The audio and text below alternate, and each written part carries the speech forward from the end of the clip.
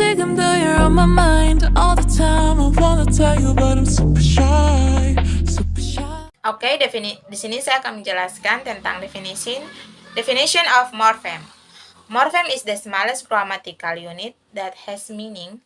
Morpheme cannot be divided into smaller forms of language, either those that can stand alone or those that cannot stand alone.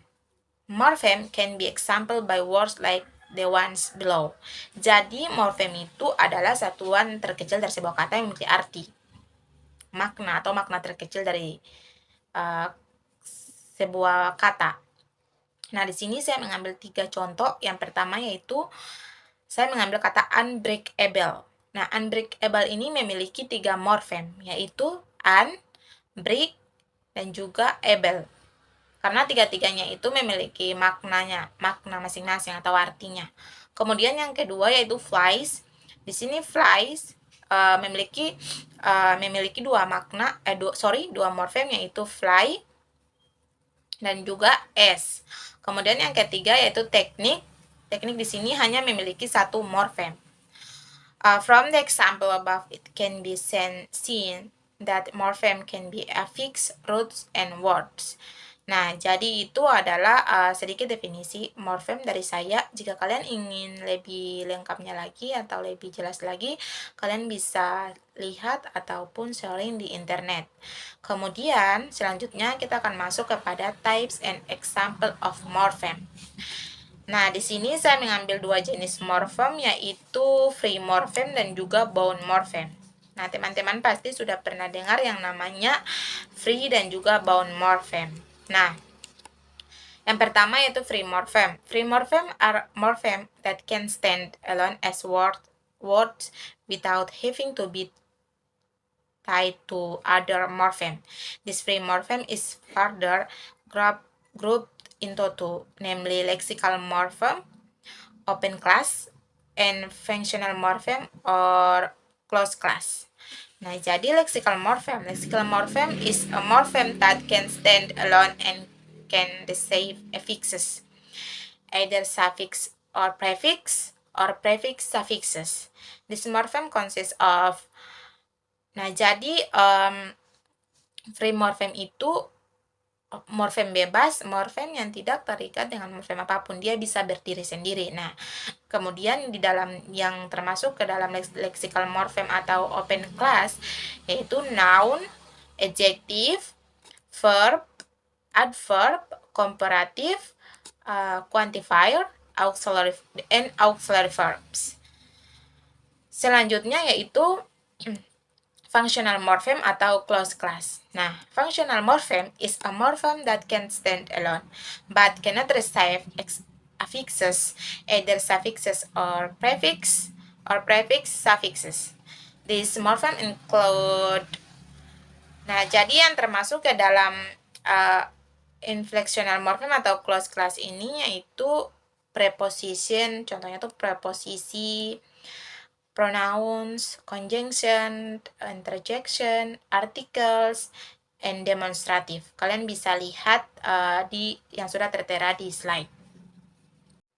Oke, selanjutnya itu kita masuk kepada bound morpheme. Nah, bound morpheme is a morpheme that cannot stand alone because it must be bound to another morpheme to become a word. This bound morpheme is further grouped into 2, namely derivational morpheme and inflectional morpheme.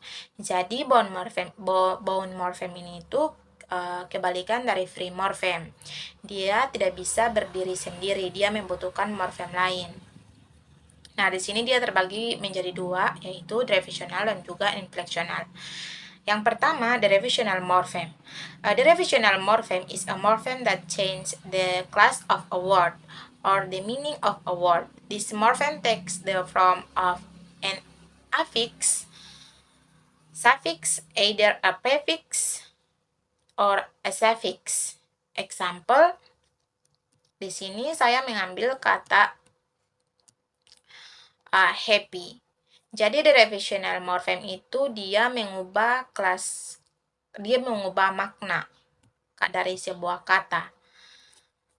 Yang pertama yaitu contohnya saya mengambil kata happy. Kata happy dari kata adjektif ditambah dengan suffix ness, maka dia sudah berubah menjadi happiness dan menjadi noun atau kata benda. Yang tadinya kata sifat sudah berubah menjadi noun, berubah maknanya.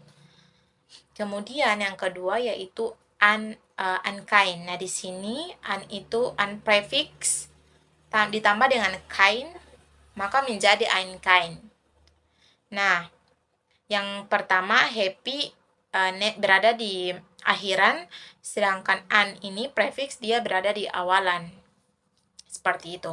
Kemudian yang kedua inflectional morphem. Nah, inflectional morphem is a morphem that does not cause change in word class and word meaning.